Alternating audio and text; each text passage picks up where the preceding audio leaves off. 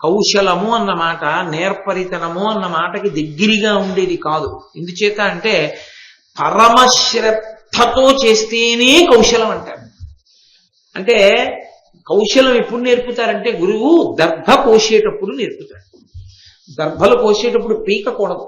కొమ్మ విరిచారనుకోండి మళ్ళీ కొమ్మ పుడుతుంది. అందుకే శాఖాభంజనము దోషం కాదు, చెట్టుని మొదలంట పెరకడం దోషం. అందుకే అశోకవనంలో చెట్టు కొమ్మలు విరుస్తారు తప్ప చెట్లు పీకరు హనుమ. చెట్లు పీకడం పాపం. చెట్టు కొమ్మలు విరిచారనుకోండి మళ్ళీ కొమ్మలు వేస్తాయి. అంటే ఇక కొమ్మలు వేయడానికి వీలు లేదంటే విరిచేసి నాకు పాపం లేదని అనుకోవడం. కాబట్టి ఇప్పుడు ఆవిడేం చేసిందంటే కౌశలంతో చేసింది. కౌశలం అంటే కుశ, దర్భని కొయ్యడం నేర్పుతాడు. దర్భని కోసేటప్పుడు ఎంత కొయ్యాలో అంతే కొయ్యాలి. అది మేకులా నిలబడి అవతల నుంచి వచ్చేవాడు కాలు పడితే తెగిపోయేటట్టు కొయ్యకూడదు, మళ్లీ పెరిగేటట్టు కొయ్యాలి. అది మనకి పనికి రాదు ఆ దర్భ అనుకుంటే దాన్ని కొయ్యకూడదు. కోసి తెచ్చి మళ్ళీ పారాయకూడదు, అసలు కొయ్యకూడదు. కాబట్టి చాలా జాగ్రత్తగా ఒడుపుగా పట్టుకుని కోస్తారు. అది కౌశలం అంటారు. అంటే తదేక దృష్టితో చేసే పని ఆమె అంత జాగ్రత్తగా చేసింది. ఎందుకని ఎక్కడైనా ఋష్యశృంగుడి యొక్క రంజకత్వంలో చిన్న విసుగొచ్చి నా పనికి దడ్డొచ్చిందనుకో. ఎందుకని అగ్నికార్యం ఆలస్యం అయిపోయింది, అప్పటికి కాలం దాటిపోయింది. ఆయన చేయలేదు అగ్నికార్యం, ఉండిపోయాడు అలా. అగ్నిని వేల్చలేదు ఆ రోజున. ఆయనకి అగ్నిని వేల్చడం గుర్తొచ్చి ఇది మరిచిపోయేటట్టు ఇలా ఎందుకు చేసింది అని చూశాడు అనుకోండి, తెలిసిపోతుంది ఆయనకి. ఆయన తపశ్శక్తి అటువంటి తెలిసిందా, ఆయనే కన్నెర్ర చేసి చూస్తే బూది కుప్ప మిగులుతుంది. అందుకని అది అగ్నిహోత్రంతో చెలగాటం, అందుకని ప్రాణం పెట్టి చేసి. శృంగేరి పీఠ సమీప ప్రాంతాలన్నిటా కూడా వాన పడకపోవడం అన్నది ఉండదు. సతత హరిత అరణ్యములు మీరు చూస్తే అరణ్యాల వంక ఆశ్చర్యంగా ఉంటుంది. అసలు శృంగేరి వెళ్ళేటప్పుడు వచ్చేటటువంటి అరణ్య మార్గం దాటుతుంటేనే ఆశ్చర్యకరంగా ఉంటుంది. అంతంత గొప్ప గొప్ప చెట్లు, ఎప్పుడు చల్లగా ఉంటుంది. ఆ తుంగా నది చక్కగా ప్రవహిస్తూ ఉంటుంది. అంతటి మహాపురుషుడు ఋష్యశృంగుడు. అంటే ఆయన అక్కడ ఉండి వెళ్ళిపోయిన కారణం చేత ఎప్పటివాడు, ఎప్పటో త్రేతాయుగం, తర్వాత ద్వాపర యుగం, తర్వాత కలియుగం, ఇప్పటికీ అక్కడ ఆ శక్తి ఉంది. శంకర భగవత్పాదులు ఆయన తిరుగాడని ప్రదేశం లేదు. మహాత్ములు నిజంగా ఎలా నడిచారో ఎలా వెళ్ళారో అని ఆశ్చర్యం వేస్తుంది. అందున చిత్రం ఏమిటంటే సరస్వతీదేవి ఈ లోకంలో అవతరించింది ఉభయ భారతి అన్న పేరుతో. బ్రహ్మగారు మండన మిశ్రుడు అన్న పేరుతో అవతరించాడు. ఆ మండన మిశ్రుడు ఉభయ భారతి దంపతులుగా ఉన్నారు, బ్రహ్మగారు సరస్వతి కనుక. శంకర భగవత్పాదులు ఆ మండన మిశ్రుడితో వాదన కొరకు యోగ శక్తితో వెళ్లి సూరులోంచి కిందకి దిగారు. మండన మిశ్రుడు తద్దినం పెడుతున్నాడు. ఇద్దరి మధ్య తర్వాత వాదం జరిగింది. ఉభయ భారతీయే సాక్షిగా ఉంది. ఓడిపోయాడు మండన మిశ్రుడు శంకరుల చేతిలో. ఓడిపోయి సన్యసించాడు. భర్త సన్యసించేశాడు. ఇంకా నాకు ఈ లోకంతో ఏం పని, అందుకని నేను బ్రహ్మలోకానికి వెళ్ళిపోతానని ఉభయ భారతి సరస్వతీదేవి కనుక వెళ్ళిపోతోంది. అది శంకరాచార్యుల వారు ఈ జాతికి చేసిన మహోపకారం. శంకరులు చేసిన మహోపకారం లాంటి ఉపకారం చేసిన వారు వేరొకరు లేరు. ఆ వెళ్ళిపోతున్నటువంటి సరస్వతీదేవిని నువ్వు వెళ్ళిపోతే ఈ జాతిలో ఈ దేశంలో మహాత్ములు ఎలా పుడతారు మళ్ళీ? కాబట్టి నిన్ను సేవించి నీ అనుగ్రహాన్ని పొంది మహాత్ములు జనించాలి కనుక నిన్ను ఇక్కడే ఉంచుతున్నానని వనదుర్గ మంత్రములతో కట్టారు. వనదుర్గా స్వరూపం అంటే మాటలు కాదు. అసలు వనదుర్గకి సంబంధించినటువంటి హోమం ఎప్పుడైనా మీరు చూశారో లేదో నాకు తెలియదు. వనదుర్గ హోమం జరిగేటప్పుడు కొన్ని మంత్రాలు చదువుతారు. ఆ మంత్రాలు వినడానికి భయం వేస్తుంది. అందరూ వినలేరు ఆ మంత్రాలు. గర్భిణీ స్త్రీలని ఉండొద్దని చెప్తారు. అలా ఉంటాయి ఆ మంత్రాలు ఆ స్వాహాకారంతో ఇస్తున్నప్పుడు. అటువంటి స్వరూపం వనదుర్గ అంటే. అరణ్యాలు ఉన్న చోట తిరుగుతూ ఉంటుంది ఆవిడ. మన అదృష్టం ఏమిటంటే మనకి సమీప ప్రాంతంలో అన్నవరం దేవస్థానం యొక్క కొండ నడిచి ఎక్కుతుంటే మొట్టమొదటి కింద కనకదుర్గ, పైన వనదుర్గ కనపడుతుంది. ఆ తల్లి ఆ వనదుర్గకి సంబంధించిన మంత్రములతో కట్టారు శంకరాచార్యుల వారు ఆ సరస్వతీదేవిని. కట్టి భూమి మీదకి దింపారు. దింపితే ఆవిడ శంకరాచార్యులు వారి వెనక నడిచింది. ఎక్కడ నువ్వు వెనక్కి తిరిగి చూస్తావో, ఎక్కడ గజ్జల మోత ఆగిపోతుందో అక్కడ వెలుస్తారని. శంకరులు వెళ్ళిపోతున్నారు.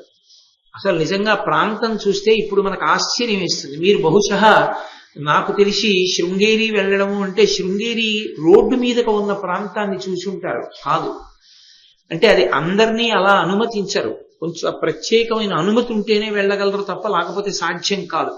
జగద్గురువుల యొక్క సన్నిధానాలు ఎక్కడున్నాయో ఆ వెనక ప్రాంతంలో కిందకి దిగితే తుంగా నది చుట్టి తిరుగుతుంది, అక్కడికి ఎడతారు. అక్కడ నిశ్శబ్దంగా కూర్చుంటే అపురూపమైనటువంటి పళ్ళు కొన్ని పండిపోయి చెట్ల నుంచి తమంత తాము రాలుతూ ఉంటాయి. అక్కడ కొన్ని ఆవాసములు ఉంటాయి. అందులో తపస్సు చేసుకునే వాళ్ళు, ఎప్పుడు భగవద్భక్తితో ఉండేవాళ్ళు ఉంటారు. ఇప్పటికీ అక్కడికి జింకలు, దుప్పులు, చెవుల పిల్లులు అవన్నీ వచ్చి ఆడుకుని వెళ్ళిపోతుంటాయి. శృంగేరిలో పాముని కూడా కొట్టరు, స్వేచ్ఛగా తిరుగుతుంటాయి పాములు. అక్కడికి వచ్చి ఆడుకుని వెళ్ళిపోతుంటాయి జింకల వేలి. అట్లాంటి చోట ఆ శృంగేరి ప్రాంతంలో ఆ జగద్గురువుల యొక్క అధిష్టానం అవి ఎక్కడున్నాయో ఆ ప్రాంతాల వెనక్కి వెడితే అసలు ప్రకృతి శోభ అంటే ఏమిటో, ఆ అందం ఏమిటో చూడాలి. అలాంటి ప్రాంతంలో చీకటి పడ్డాక కాదు, ఇక్కడ ఎవ్వరూ లేకపోతే అని ఆలోచిస్తే పగటిపూట ఒక్కడూ నడవడం కష్టం. జగద్గురువులు అభిషేకం చేసేటటువంటి ప్రదేశం దగ్గర నుంచి ఆ ప్రత్యేకంగా అద్వైతం మీద పరిశోధన చేసేటటువంటి కేంద్రం వెనక నుంచి నడిస్తే వేద పాఠశాలలోంచి, అరణ్యంలోంచి కాలభైరవుడి గుడికి దారి ఉంది. ఆ దారిలో నడిచి వెడుతూ ఉంటే అసలు ఒక్కడూ ఏ చీకటి పడ్డాకో ఇలా వెళ్ళగలడా అనిపిస్తుంది. అలాంటిది మహానుభావుడు శంకరాచార్యులు వారు ఆ రోజుల్లో 4 శిష్యులతో ఎలా వెళ్ళారో తెలియదు. వెడుతుంటే కప్పకి పాము పడగబట్టి కనపడింది సేద తీరుస్తూ. ఇది సృష్టి విరుద్ధం. కప్ప డస్సిపోతే పాము పడగలా పట్టింది, నీడనెందుకు ఇచ్చిందని అంతర్ముఖులై ఆలోచించారు. అది ఋష్యశృంగుడు తపస్సు చేసిన ప్రదేశం. ఇక్కడ ఋష్యశృంగుడు ఉన్నాడు కాబట్టి ఇక్కడ వానలకి ఏమాత్రం లోటు ఉండదు. ఇక్కడ శారదాదేవిని ప్రతిష్ఠ చేస్తారు. ఎందుచేత అంటే వచ్చేటటువంటి పీఠాధిపతులందరూ గొప్ప తపశ్చక్రవర్తులవుతారని. భారతదేశం మొత్తానికి సార్వభౌమ పీఠము శృంగగిరి పీఠము. ఏ 2 పీఠాల మధ్యనైనా ఏదైనా విషయంలో అభిప్రాయ భేదాలు వస్తే ఎవరు దాని మీద తీర్మానం చేసి చెప్పగలరు అంటే ఒక్క శృంగగిరి పీఠాధిపతులదే అధికారం. శంకరులు స్థాపించినటువంటి పీఠాలలో ఏ పీఠానికైనా ఇంకొక పీఠంతో ఏ విషయం మీదైనా వాదన వస్తే దాన్ని ఇది సత్యము అని చెప్పే అధికారం శృంగగిరి పీఠాధిపతులది. అంటే అందుకే వారు శారదా నవరాత్రుల్లో ఆ రత్నాలతో కూడుకున్నటువంటి కంబళి ధరిస్తారు. ధరించి అపర శారదాస్వరూపమై నడయాడుతారు. అంతటి తపశ్శక్తి సంపన్నులైతే తప్ప పీఠాన్ని అధిరోహించి కూర్చోవడం కుదరదు. శారద పలుకుతూ ఉంటుంది వాళ్ళకి, వాళ్లే నడిచే శారదాస్వరూపమై ఉంటారు. అటువంటి శారదాస్వరూపాన్ని ప్రతిష్ఠ చేశారు అక్కడ. దీంట్లో ఇప్పుడు ఉన్నటువంటి మూర్తి కాదు, చందనదారునందు ప్రతిష్ఠించారు శంకరాచార్యులు. ఇప్పటికీ మీరు విద్యాశంకర దేవాలయంలోకి వెళ్ళి తేరిపారి చూస్తే ఒక మూల కూర్చుని ఉంటుంది, ఎవరో ముత్తైదువు కూర్చున్నట్టు ఉంటుంది. అది శంకరాచార్యులు వారు ప్రతిష్ఠించిన మూర్తి. తర్వాత కాలంలో మహాపురుషుడు అపర శంకరాచార్యుల వారు, విద్యారణ్యుల వారు వచ్చి ఆ చందన ప్రతిమలో ఉన్నటువంటి అమ్మవారి శక్తిని ఆకర్షించి స్వర్ణమూర్తిలో ప్రవేశపెట్టి ఇప్పుడు ఉన్నటువంటి శారదని ప్రతిష్ఠించారు. అటువంటి తేజోమూర్తులైన మహాపురుషులు ఉన్నటువంటి ప్రదేశం శృంగేరి అంటే. అంటే ఋష్యశృంగుడి శక్తి ఏమిటో మీరు ఆలోచించవచ్చు. 2 యుగాల క్రితం ఆయన అక్కడ తపస్సు చేస్తే ఇప్పటికీ ఆ తపశ్శక్తి యొక్క సంపన్నత అక్కడ అలా పరిఢవిల్లుతుంటుంది. అంత గొప్పవాడు ఋష్యశృంగుడు అంటే. ఆయన పేరు చెప్పుకుంటే చాలు పాపాలు పోతాయి. అటువంటి మహానుభావుడు ఆయన గాని వచ్చాడా దేవతలు ప్రీతి చెంది వానబడుతుంది. ఇప్పటి వరకు అప్రీతి చెందిన దేవతలు, నువ్వు ఏ బ్రాహ్మణుల్ని అవమానిస్తే దేవతలు వెళ్ళిపోయారో వాళ్ళందరూ తిరిగి వస్తారు, సంతోషిస్తారు. ఒక్క ఋష్యశృంగుడు వస్తే చాలు, ఆయన్ని పిలిపించు. ఎలా ఆయన్ని పిలిపించడం? ఆయనకు అసలు మనుష్యులు తెలియదు. మనుష్యులు తెలియరు కనుక ఆయన దగ్గరికి వెళ్ళి నిలబడడం కష్టం. దుర్నిరీక్షుడు. ఆయన అనుమానంతో ఏమైనా చూస్తే చాలా దగ్ధమైపోతాడు అవతలవాడు. ఆయన ముందు నిలబడడం ఎవరికీ సాధ్యం కాదు. రాశీభూతమైనటువంటి తపస్సు ఋష్యశృంగుడంటే. అంతటి మహిమాన్వితుడు. ఆయన ఎప్పుడు అగ్నికార్యం చేసుకుంటూ ఉంటాడు వేళ తప్పకుండా. తండ్రి విభాండకుడు కొన్ని సమయాల్లో అరణ్యంలో కెడతాడు పళ్ళు తేవడానికి. ఆయన ఎప్పుడూ పర్ణశాలలోనే ఉంటాడు ఋష్యశృంగుడు. ఎవరు వెళ్ళలేరు, చాలా కష్టం. కాబట్టి నీదు నేర్పునన్ అన్నారు బ్రాహ్మణులు. నీ నేర్పరితనంతో ఎలా ఆలోచిస్తావో ఆలోచించు, ఆలోచించి తీసుకురా.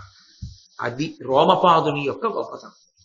అంగరాజ్యాధిపతి అయినటువంటి రోమపాదుడు ఈశ్వరుని యొక్క సృష్టి రహస్యాన్ని దృష్టిలో పెట్టుకుని వేశ్యల్ని పిలిచాడు.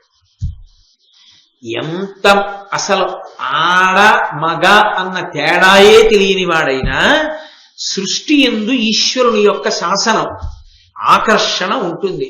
భిన్నలింగముల యందు స్త్రీకి పురుషుని యందు, పురుషునికి స్త్రీ యందు ఆ అనురక్తి ఆకర్షణ లేకపోతే ప్రహృష్టత కలగదు, సంతోషం ఉండదు. సంతోషం లేకపోతే పుట్టే బిడ్డల యందు తేజస్సు ఉండదు. అందుకని అర్ధనారీశ్వర స్వరూపంగా శివుడు సృజించాడు స్త్రీ పురుషులుగా. కాబట్టి ఎంత ఋష్యశృంగుడైనా ఆకర్షింపబడతాడు. అలా ఆకర్షించడంలో మెళకువ కలిగిన వాళ్ళు ఒక్క వేశ్యలే. కాబట్టి బహుజాగరూకత కలిగినటువంటి వేశ్యలని ఒక వృద్ధ వేశ్యనిచ్చి పంపు. ఆమె వీళ్ళని జాగ్రత్తగా ఎలా ప్రవర్తించాలో చెప్తుంది. అంటే అగ్నిహోత్రంతో చెలగాటం. అయ్యే మాటలు కాదు, ఋష్యశృంగుణ్ణి తీసుకురావడంతే. వాళ్ళు నదిలో ఒక పడవని ఆశ్రమంలాగా నిర్మాణం చేసి ఆ పడవలో వెళ్ళి ఎక్కడ ఋష్యశృంగుని ఆశ్రమం కొంత దూరంలో ఉందో అక్కడ దిగి బహుజాగ్రత్తగా కనిపెట్టి ఉన్నారు. విభాండకుడు ఆశ్రమంలోంచి బయటికి వెళ్ళిపోయే వరకు. విభాండకుడి కంట పడ్డారనుకోండి, ఇంకేమైనా ఉందా? పరమ ప్రమాదం. కొడుకుని తీసుకెళ్ళడానికి వచ్చారని తెలిస్తే. అందుకని విభాండకుడు అరణ్యంలోకి వెళ్ళిపోయి పళ్ళు తేవడానికి వెళ్ళిపోయేటంత వరకు ప్రశాంతంగా కూర్చున్నాడు. కూర్చుని ఆ ఋష్యశృంగుడి కొరకు పంపాడు కదా, ఆ వేశ్యలలో ఒక ఆమె మునికుమారుడు ఎలా ఉంటాడో అలా అలంకారం చేసుకుని వచ్చింది. ఎందుకని? కేవల స్త్రీగా వచ్చిందనుకోండి, ఆయన అయోమయాన్ని పొందుతాడు. అసలు ఏమిటి ఇలా ఉంది సృష్టిలో, ఇదేమిటని ఆవిడ్ని అడుగుతాడు.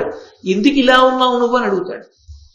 అప్పుడు చెప్పడం, ఆకర్షించడం కష్టం అవుతుంది. అందుకని మునికుమారుడి వేషమే వేసి ఆమె వెళ్ళింది. ఆయనకేం తెలుసు, ఆయనకేం తెలియదు. తనలా ఉందేమిటి అనుకున్నాడు. బహుశా ఇలా కూడా ఉంటారులా ఉంది, నాలాగే తిరుగుతూ ఉంటారులా ఉంది కొంతమంది మునికుమారులు. అంటే ఓహో, సృష్టిలో నేను నా తండ్రే కాదు, నాలాంటి వాళ్ళు ఉన్నారన్నమాట మునిబాలకులు అనుకున్నాడు. అప్పటి వరకు అసలు ఆయనకి తెలియదు. అందుకని ఆయన వచ్చినది వేశ్య, స్త్రీ అన్న విషయం ఆయనకి తెలియదు. స్త్రీయే తెలియని వాడికి వేశ్య, కాబట్టి ఆయనకి తెలియదు. అది నన్నయ్య గారి పద్యరచనలో పరకాయ ప్రవేశం. కాబట్టి ఋష్యశృంగుడు అన్నాడు ఆవిడ్ని చూసి. ఆవిడ వచ్చి నించుంది కుటీరం ముందు. ఎందుండి వచ్చిది ఋషికుమారా, ఎక్కడి నుంచి వచ్చావు అమ్మాయి అనలేదు. ఆయన చూసి ఓ ఋషికుమారుడా ఎక్కడి నుంచి వచ్చావు అన్నాడంటే, అసలు అటువంటి వ్యక్తి ఈ సృష్టిలో ఉంటాడని మీరు ఊహించలేరు. అంతటి మహాతపశక్తి సంపన్నుడు, అంతటి బ్రహ్మతేజో దురంధరుడు ఋష్యశృంగుడంటే. ఇందుండి వచ్చి ఋషికుమార ఏనెన్నడూ ఇట్టి సుందరాకారు మునిసుతునే తొల్లి చూచి ఇరుందా ఇందుండు మీవని కృష్ణ మృగ చర్మ కృత కుశాసనమునందుండగా పనిచే ఋషియను బుద్ధిన తన్వి ప్రీతి. ఋషి అనుకుని ఆ తన్వి ప్రీతి, ఆమె స్త్రీ ఏదో తెలియని ప్రీతి అంకురించింది. అది సృష్టి రహస్యం. కాబట్టి ఏదో తెలియని ప్రీతి అంకురించిన కారణం చేత నేను నీలా అందంగా ఉండే మునికుమారుణ్ణి చూడలేదే అన్నాడు.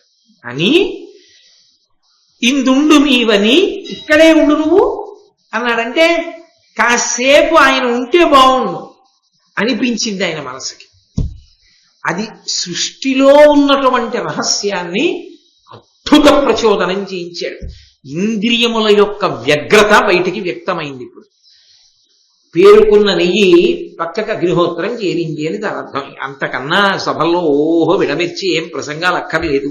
కాబట్టి కృష్ణ మృగచర్మ కృత కుశాసనమునందుండగా బరచే, నల్లని కృష్ణజింక యొక్క చర్మంతో చేయబడినటువంటి దర్భాసనాన్ని వేశాడంటే ఆయన మనస్సు యందు ఏ కల్మషము లేదు. ఆయన మునికుమారుడు అనుకుని వేశాడు. కానీ ఏమిటి చాలా అందంగా ఉన్నాడు ఏమిటి అనుకున్నాడు. ఆ వచ్చినటువంటి ఆవిడ వేశ్య కదూ, ఆవిడ నాకు కొన్ని విద్యలు వచ్చు, నీకు నేను చూపిస్తానా విద్యలు, చూడు మునికుమారా అంది. తప్పకుండా ఏమొచ్చు అన్నాడు. మునిముందుట కందుక నర్తనముడు మృదుగీతముల యందు తన కౌశల మెల్లను చూపి విరచితాలింగనయై మునిపతికి ముదము గావించమదిన్. ఆయనకు అప్పటి వరకు పాట అంటే ఏమిటో తెలియదు. పాట సన్యాసులు వినరు, అదో లక్షణం. ఎందుకు వినరో తెలుసా? ఒకవేళ విన్నా కూడా దాని మీద దృష్టి లేకుండా వింటారు. కారణం ఏమంటే అది గంధర్వులది కదా సంగీతం. సంగీతానికి ఒక లక్షణం ఉంది, అది అదే పనిగా వినేటట్టుగా చేస్తుంది. ఇంకా ఇంకా విందాం అనిపిస్తుంది. ఇంకా ఇంకా విందామంటే అనుష్ఠానం నాశనం అవుతుంది, వైరాగ్యం పోతుంది, కోరిక పుడుతుంది. అది విందాం, అందుకని వినరు. వింటారు ఎలా? అనుషంగికంగా ఎప్పుడైనా ఏదో భగవత్ సంకీర్తన వినపడింది అనుకోండి, పెద్ద అపేక్ష లేకుండా వింటారు, మళ్ళీ వినాలనే భ్రాంతి లేకుండా వింటారు. అంత జాగ్రత్తగా ఉంటుంది సన్యాసాశ్రమం అంటే. కాబట్టి ఆయన ఇప్పుడు పాట వినలేదు. పాట వింటే మనస్సుకి రంజకత్వము దాని లక్షణం, అది ఉల్లాసం కలిగేటట్టు చేస్తుంది. అందుకని వాళ్ళ నాన్నగారు ఎప్పుడు పాట పాడలేదు, ఆయన దగ్గర పాడేవాడు లేడు. అందుకని ఆయన ఎప్పుడు పాట వినలేదు. ఈమె పాట పాడింది మొట్టమొదటిసారి. పాట పాడి నృత్యం చేసింది. ఆయనకి చాలా విచిత్రంగా ఉంది. ఏమిటి ఇవన్నీ అంటే మనస్సుని ఆకర్షించే వాటిని ప్రదర్శిస్తోంది. మృదుగీతముల యందు అదేదో భయంకరమైన నర్తన చేయలేదు, అతి మృదువుగా ఉండేటటువంటివి, మనోరంజకత్వమునకు కారణమైనటువంటి మృదువైన సంగీత నృత్యములను ఆవిష్కరించి తన కౌశలమెల్లను చూపి ఆమెకి ఉన్నటువంటి కౌశలాన్నంతటినీ కూడా చూపించింది. కౌశలము అన్న మాటకి కేవలము నేర్పరితనము అని అనుకోకూడదు. కౌశలము అన్న మాట నేర్పరితనము అన్న మాటకి దగ్గరగా ఉండేది కాదు. ఎందుచేత అంటే పరమశ్రద్ధతో చేస్తేనే కౌశలం అంటారు. అంటే కౌశలం ఎప్పుడు నేర్పుతారంటే గురువు దర్భ కోసేటప్పుడు నేర్పుతాడు. దర్భలు కోసేటప్పుడు పీకకూడదు, కొమ్మ విరిచారనుకోండి మళ్ళీ కొమ్మ పుడుతుంది. అందుకే శాఖాభంజనము దోషం కాదు, చెట్టుని మొదలంట పెరకడం దోషం. అందుకే అశోకవనంలో చెట్టు కొమ్మలు విరుస్తారు తప్ప చెట్లు పీకరు హనుమ. చెట్లు పీకడం పాపం. చెట్టు కొమ్మలు విరిచారనుకోండి మళ్ళీ కొమ్మలు వేస్తాయి. అంటే ఇక కొమ్మలు వేయడానికి వీలు లేదంటే విరిచేసి నాకు పాపం లేదని అనుకోవడం. కాబట్టి ఇప్పుడు ఆవిడేం చేసిందంటే కౌశలంతో చేసింది. కౌశలం అంటే కుశ, దర్భని కొయ్యడం నేర్పుతాడు. దర్భని కోసేటప్పుడు ఎంత కొయ్యాలో అంతే కొయ్యాలి. అది మేకులా నిలబడి అవతల నుంచి వచ్చేవాడు కాలు పడితే తెగిపోయేటట్టు కొయ్యకూడదు, మళ్లీ పెరిగేటట్టు కొయ్యాలి. అది మనకి పనికి రాదు ఆ దర్భ అనుకుంటే దాన్ని కొయ్యకూడదు, కోసి తెచ్చి మళ్ళీ పారాయకూడదు, అసలు కొయ్యకూడదు. కాబట్టి చాలా జాగ్రత్తగా ఒడుపుగా పట్టుకుని కోస్తారు. అది కౌశలం అంటారు. అంటే తదేక దృష్టితో చేసే పని ఆమె అంత జాగ్రత్తగా చేసింది. ఎందుకని? ఎక్కడైనా ఋష్యశృంగుడి యొక్క రంజకత్వంలో చిన్న విసుగొచ్చి నా పనికి దడ్డొచ్చిందనుకో. ఎందుకని అగ్నికార్యం ఆలస్యం అయిపోయింది, అప్పటికి కాలం దాటిపోయింది, ఆయన చేయలేదు అగ్నికార్యం, ఉండిపోయాడు అలా. అగ్నిని వేల్చలేదు ఆ రోజున. ఆయనకి అగ్నిని వేల్చడం గుర్తొచ్చి ఇది మరిచిపోయేటట్టు ఇలా ఎందుకు చేసింది అని చూశాడు అనుకోండి, తెలిసిపోతుంది ఆయనకి. ఆయన తపశ్శక్తి అటువంటి తెలిసిందా, ఆయనే కన్నెర్ర చేసి చూస్తే బూది కుప్ప మిగులుతుంది. అందుకని అది అగ్నిహోత్రంతో చెలగాటం, అందుకని ప్రాణం పెట్టి చేసి దీన్ని కౌశలమొప్పన్, కౌశలమొప్పేటట్టుగా జాగ్రత్తగా ఆమె పాట పాడి నృత్యం చేసి మధ్య మధ్యలో అందులోనే అది అంతర్భాగం అన్నట్టుగా వచ్చి ఋష్యశృంగుణ్ణి కౌగిలించుకుంది. కౌగిలించుకుని విడిచిపెడుతూ నృత్యం చేస్తోంది. మునిపతికి ముదము గావించమదిన్. మునిపతి అంటే మునులలో చాలా గొప్పవాడైనటువంటి ఆ ఋష్యశృంగుడి యొక్క మనస్సుకి ఆహ్లాదం కల్పిస్తే ఆమె కొన్ని మంచి సుగంధభరితములైనటువంటి పుష్పములను తెచ్చి ఆ పుష్పములు ఇచ్చేటప్పుడు కింద పడిపోతే తుమ్మెదలు బోలెడన్ని వచ్చి ఆ పువ్వుల మీద వాలి ఉన్నటువంటి పువ్వుల్ని ఏరడంలో బహుసోయగంగా వంగి ఏరుతున్నట్లుగా నటించి ఆ పువ్వులు ఏరి ఈయనకి ఇచ్చింది. ఈయన ఏవో తన దగ్గర ఉన్న పళ్ళు తెచ్చి తినమని ఇచ్చాడు. ఆవిడ కొన్ని తినుబండారములు తెచ్చిచ్చింది. ఆవిడంది, నేను నీ ఆతిథ్యాన్ని స్వీకరిస్తాను. ఎప్పుడో తెలుసా? నువ్వు కూడా మా ఆశ్రమానికి వస్తావా? మేము ఇక్కడ దగ్గరలో ఆశ్రమంలో ఉంటాం. మునికుమారుడని కదా అనుకుంటున్నాడు. నువ్వు వస్తానంటే అప్పుడు నేను నీ ఆతిథ్యం తీసుకుంటాను. ఎందుకని? వస్తాను అన్నాడు అనుకోండి, ఇదే మా ఆశ్రమం అని అంగరాజ్యానికి తీసుకొస్తుంది. అంగరాజ్యంలో అడుగు పెడితే వాళ్ళకు పడతాయి. ఆమె మాత్రమే తేగలదు. అందుకని ఆయన అన్నాడు, తప్పకుండా వస్తాను. మాటిచ్చాడు. మాటిచ్చి ఆమెని కొంతసేపు తన దగ్గర ఉంచుకున్నాడు. ఆమె సంతోషంగా కాసేపు కాలం గడిపి ఆడింది, పాడింది. విభాండకుడు తిరిగి వస్తాడని తెలుసు. విభాండకుడి కంట పడకూడదు, వెళ్ళిపోయింది. మళ్ళీ కనపడతానులే మునికుమారా అంది, వెళ్ళిపోయింది. ఈయన అనుకుంటున్నాడు ఆ వచ్చిన వాడు మునికుమారుడు అనుకుంటున్నాడు. ఆయన కూడా పురుషుడే అనుకుంటున్నాడు. ఋష్యశృంగుడు తండ్రి వచ్చాడు. తండ్రి వచ్చి ఆయన అన్నాడు, ఒరే ఏమిరా, ఈ పాటికి నువ్వు అగ్నికార్యం చెయ్యాలిగా, సమిధాదానం చెయ్యాలిగా, సమిధలు వెయ్యాలిగా. అసలు అగ్నిని వేల్చలేదే, ఇవాళ రగల్చలేదే, కాలం దాటిపోయిందే, ఇలా ఎప్పుడు చెయ్యవే, ఏం చేస్తూ ఉండిపోయావు? ఈ పువ్వులు ఏమిట్రా, ఇంత సుగంధభరితమైన పుష్పములు ఎక్కడి నుంచి వచ్చాయి, ఈ వంటకాలు ఎక్కడివి, పళ్ళు ఎక్కడివి, ఇవన్నీ ఎక్కడవని అడిగాడు. శుద్ధమైన హృదయం ఉన్నవాడు ఋష్యశృంగుడు. ఆయనకేమి ఆ స్త్రీ పురుష వివక్ష తెలిసిన్నవాడు కాడు. అందుకని ఆయన అన్నాడు, కాంచనవర్ణుండు కడురూపవంతుండు. ఋష్యశృంగుని యొక్క పవిత్రమైన హృదయాన్ని అర్థం చేసుకుంటూ మాత్రమే వినాలి పద్యాన్ని, తప్ప లేకి మనసులతో వినకూడదు. కాంచనవర్ణుండు కడురూపవంతుండు కమ్మని జడలతో ఘనములగుచు ననయంబు వడ్రువలగు రెండు పిండంబులురమున విలసిల్లుచుండ నరుత వెలుగుచు జపమాల వ్రేలంగా నన్నువ నడుమున బడకంగా నడచునప్పుడు కలహంస కూజిత కలనాద మెసకనా పాలికి నీడొక్క బ్రహ్మచారి వచ్చిపోయే వాని వదనంబు వలన విల్వడు సుగంధి మధుర భాషితంబు పొలుపు వినగా సముదపుం స్కోకిలాలాపచారు వగుచు హృదయ సమ్మదముగా. ఎంత స్వచ్ఛంగా మాట్లాడాడో చూడండి, ఎంత పవిత్ర హృదయంతో మాట్లాడాడు. తండ్రితో అన్నాడు, నాన్నగారు నిజమే, నేను ఇవాళ అగ్నిని వేల్చలేదు, కాలం దాటిపోయింది. ఎందుకు అలా జరిగిందో తెలుసా నాన్నగారండి? మన ఆశ్రమానికి ఒక ఋషికుమారుడు వచ్చాడు. నేను ఆశ్చర్యంతో చూస్తూ ఉండిపోయానండి ఆ ఋషికుమారుణ్ణి. నేను అటువంటి ఋషికుమారుణ్ణి చూడలేదు కదా ఎప్పుడు, అటువంటి ఎప్పుడు ఎవరిని చూడలేదు. ఆయన కాంచనవర్ణుండు కడురూపవంతుండు కమ్మని జడలతో ఘనములగుచు. నాన్నగారండి బంగారు రంగులో ఉన్నాడండి ఆ ఋషికుమారుడు. మామూలుగా వీళ్ళని జటలు కట్టేసి ఉంటాయి, ఎప్పుడు స్నానం చేసేయడమే తప్ప దానికి ఏం తైల సంస్కారం ఉండదు, అట్టలు కట్టి ఉంటుంది, జటలు కట్టి. అతంది నాన్నగారు మంచి ఘనంగా ఒత్తుగా కొప్పేసుకుని ఉన్నాడండి చక్కగా. అదేమిటో కొప్పు చాలా తమాషాగా ఉంది నాన్నగారు, మనం వేసుకునే కొప్పులా లేదు. అనయంబు వట్రువలకు రెండు పిండంబులురమున విలసిల్లుచుండ. ఇంకా ఆశ్చర్యం ఏంటంటే నాన్నగారండి, గుండ్రపు రెండు మాంసపు ముద్దలు గుండెల మీద వేలాడుతున్నాయి నాన్నగారు ఆ ఋషికుమారుడికి. నరుత వెలుగుతూ జపమాల వ్రేలంగా, జపమాల చేత్తో పట్టుకు తిప్పుతున్నాడండి. నన్నువ నడుమును వడకంగా, నడిచేటప్పుడు నడుము ఎంత సన్నగా ఉందంటే ఉణుకుతోందా అన్నట్టుగా ఉన్నాడండి. నడచునప్పుడు కలహంస కూజిత కలనాద మెసకనా పాలికి నేడొక్క బ్రహ్మచారి వచ్చిపోయే. అతను నడుస్తుంటే హంసలు నడుస్తున్నాయా అన్నట్టుగా ఉంది నాన్నగారు, అంత అందంగా నడుస్తున్నాడండి, మనలా నడవట్లేదు.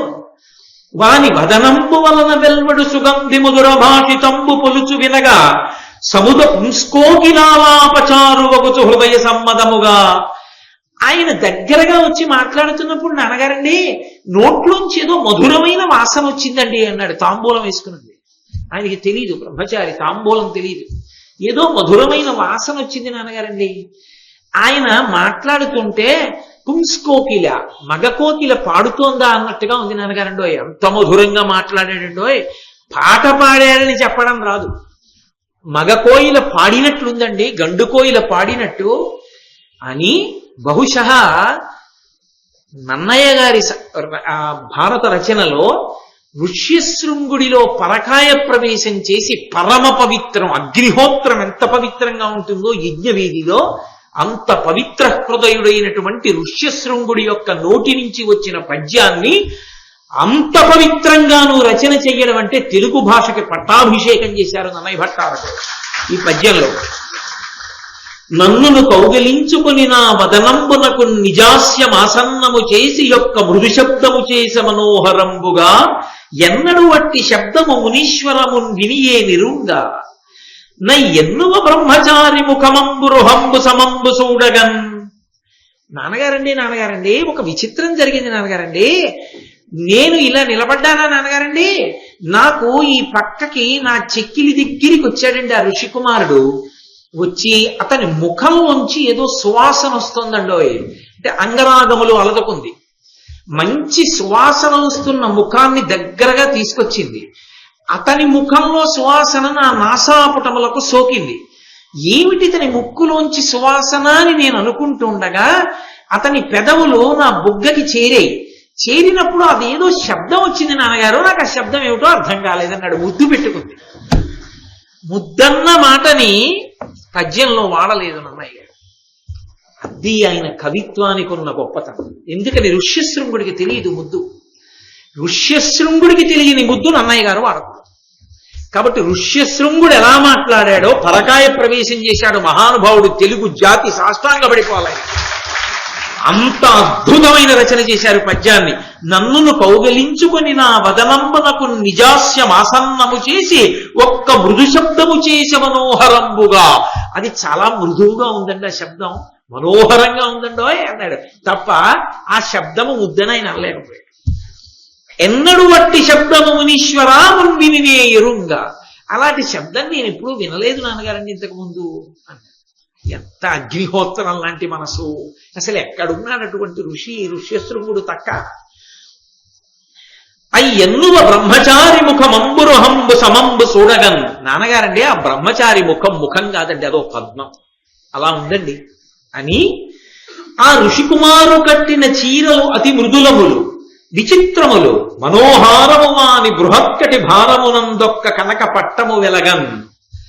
నాన్నగారండి మనం జింక చర్మం కట్టుకున్నాం కదా, ఆ మునికుమారుడు పంచ కట్టుకున్నాడు. అవి ఎంత మృదువుగా ఉందో నాన్నగారండి ఇలా పట్టుకుంటే. అంటే ఆయనకి అసలు అంత మెత్తటి బట్ట ఉంటుంది లోకంలో అని తెలియదు. పుట్టిన తాదిగా జింక చర్మంతోనే ఉన్నాడు.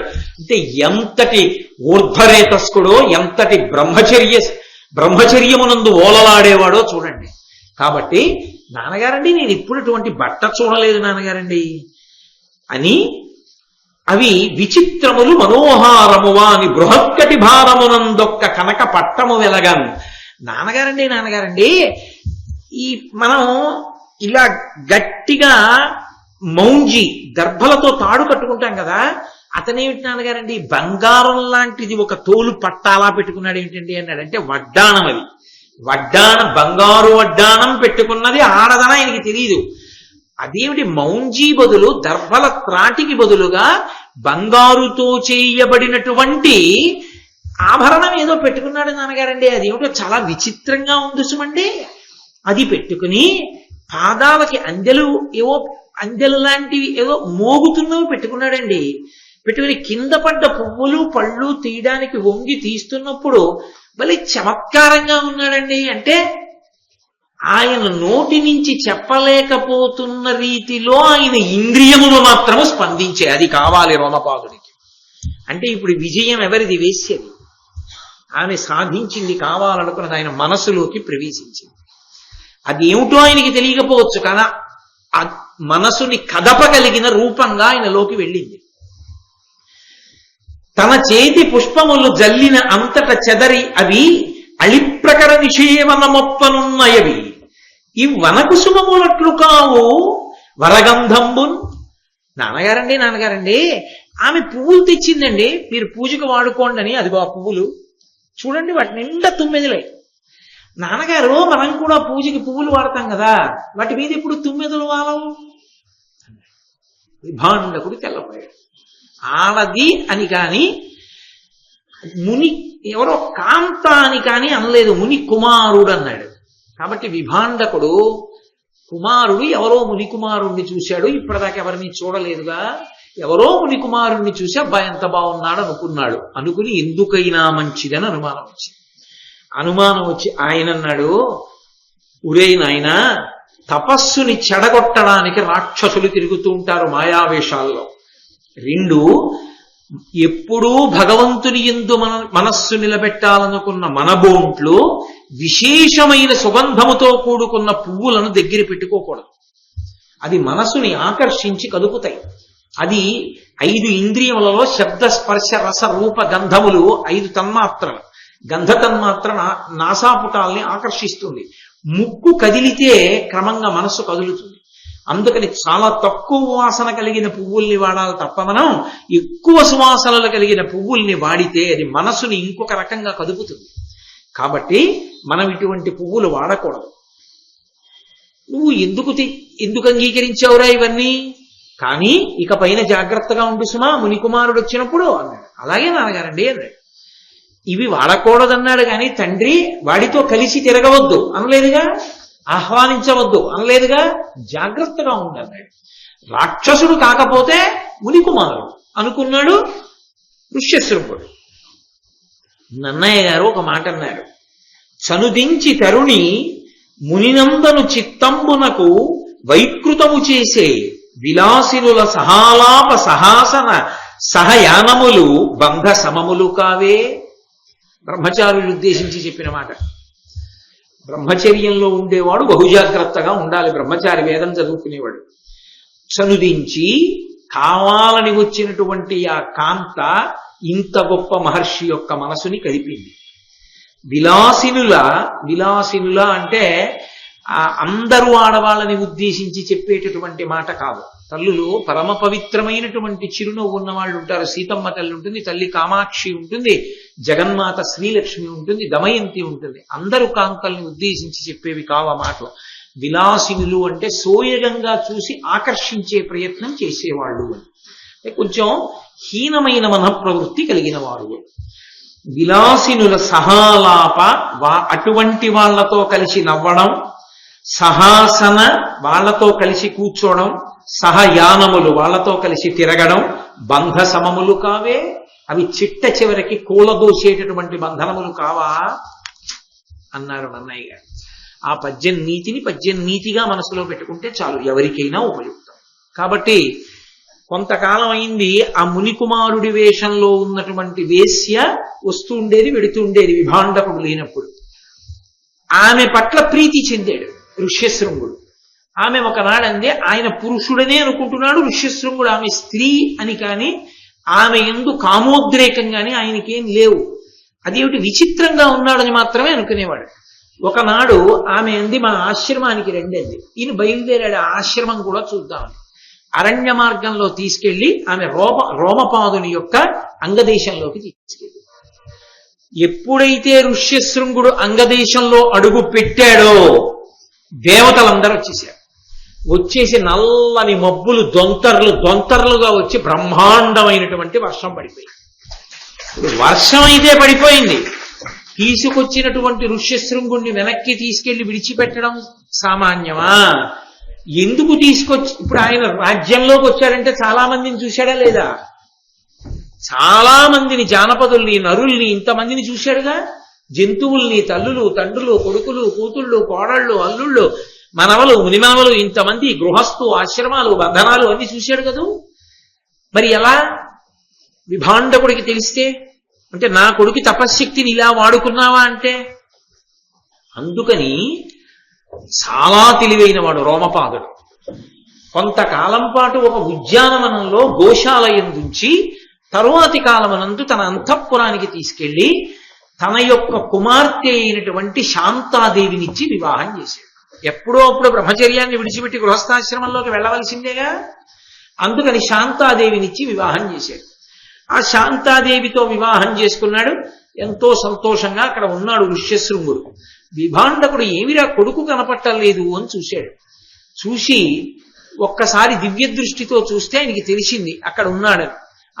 ఆయన్ని వెతుక్కుంటూ వెడుతూ ఉంటే ఒక చోటికి వెళ్ళి అడిగేసరికి పెద్ద గోసంపద కనపడింది. ఇదంతా ఋష్యశృంగుడిదే, విభాండక మహర్షి నీ కుమారుడిదే అన్నారు. వీడు ప్రయోజకుడు అయ్యాడు రా, గృహస్థాశ్రమంలోకి వెళ్ళాడు, తగిన ఇల్లాలు దొరికింది వీడికి, నాకు ఒక సమస్య తప్పింది, మంచి ఇల్లాలనే పొందాడని వెళ్ళి చాలా సంతోషించాడు. ఆ శాంతాదేవి యొక్క శీలాన్ని చూశాడు.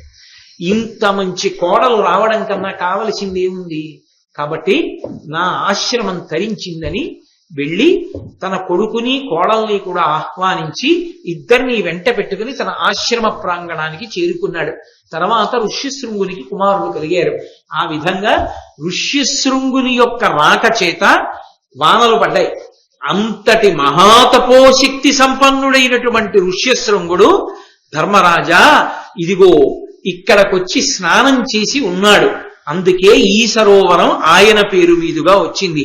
ఇప్పుడు నువ్వు విశ్వామిత్రుడున్న ఆశ్రమంలో ప్రవేశించి చక్కగా నమస్కారం చేసి ఆ పక్కన ఉన్న కౌశికీ నదిలో స్నానం చేసి, అదిగో ఋష్యశృంగ మహర్షి స్నానం చేసినటువంటి ఆ తటాకమునందు నువ్వు కూడా స్నానం చేయి. దాని చేత నువ్వు అపారమైనటువంటి ఈశ్వర కృపని పొందుతావని రోమశ మహర్షి ధర్మరాజు గారికి చెప్తే, ధర్మరాజు గారు ఆ తటాకముల యందు, ఆ నది యందు తటాకమునందు స్నానం చేశారు.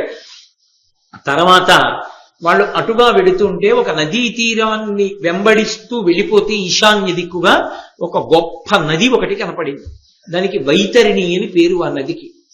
అక్కడికి తీసుకెళ్లి రోమశ మహర్షి ఒక మాట చెప్పారు, నువ్వు ఈ వైతరిణి నదిలోకి ద్రౌపదీదేవితో నీ తమ్ముళ్లతో కలిసి దిగి చాలా జాగ్రత్తగా స్నానం చేయి. ఈ నదీ స్నానం చేసినప్పుడు చక్కగా పరమభక్తితో ఎవరు చేస్తారో వాళ్ళకి దేవతలందరి యొక్క అనుగ్రహం కలుగుతుంది, కాబట్టి నువ్వు స్నానం చేయవలసింది అన్నారు. ఒక్కొక్క నది యొక్క శక్తి అలా ఉంటుంది. వెంటనే ధర్మరాజు గారు ఆ నదిలోకి దిగి స్నానం చేశాడు. స్నానం చేసి బయటికి వచ్చాడు. ముందు స్నానం చేసిన వాడు రోమశ మహర్షి, ధౌమ్యుడు, బ్రాహ్మణులు చేశారు, ధర్మరాజు గారు చేశాడు. చేసి వచ్చిన తర్వాత అడిగాడు రోమశ మహర్షి, చేశావా స్నానం?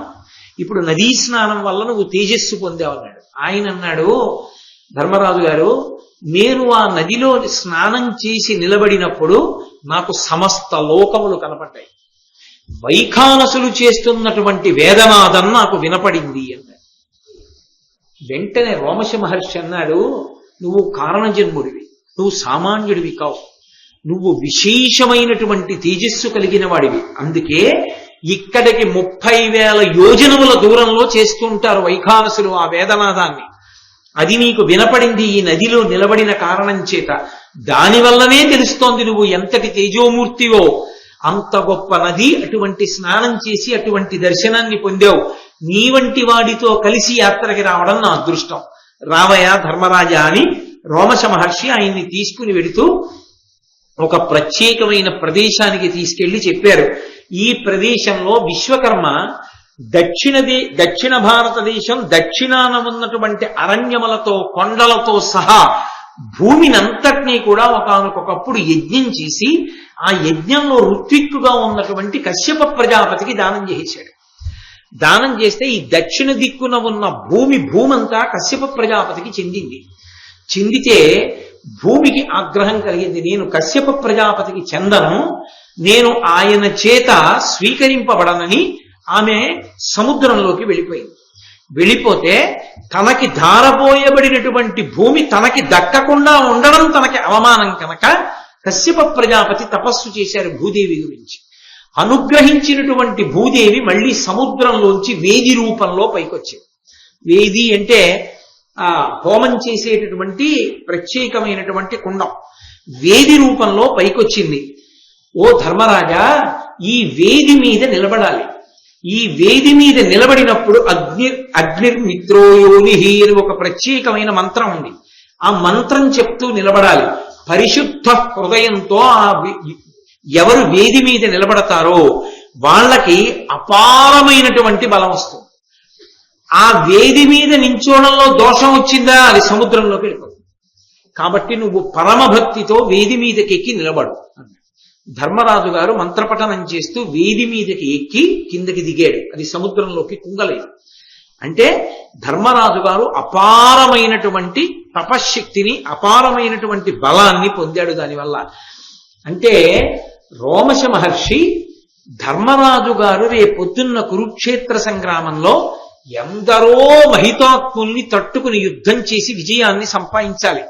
అంత పెద్ద విజయం సంపాదించి ఈ ధరణీ మండలానికి అంతటికీ సార్వభౌముడిగా పట్టాభిషేకం పొందాలి అంటే ఎంతమంది దేవతలు అనుగ్రహిస్తే ఆయనకటువంటి శక్తి కలుగుతుంది. అంతమంది దేవతలు అనుగ్రహించడానికి కావలసినంత పుణ్యబలం ఉండద్దు.